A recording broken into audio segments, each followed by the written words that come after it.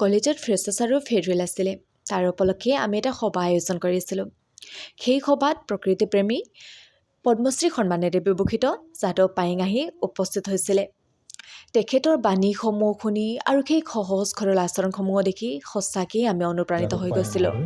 ভাবিছিলোঁ যে প্ৰকৃতিক ইমানো কোনোবাই প্ৰেম কৰিব পাৰেনে বাৰু।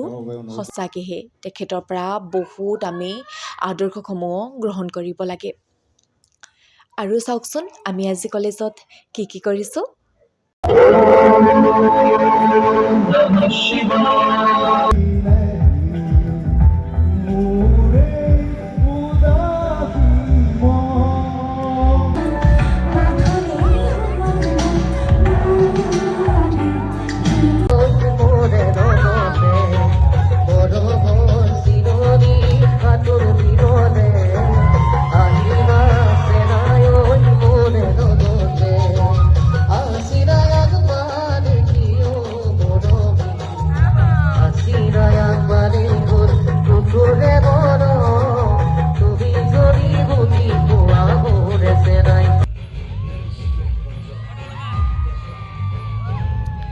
শেষত এয়া কাৰ্যসূচীৰে সমাপ্ত কৰা হ'ল।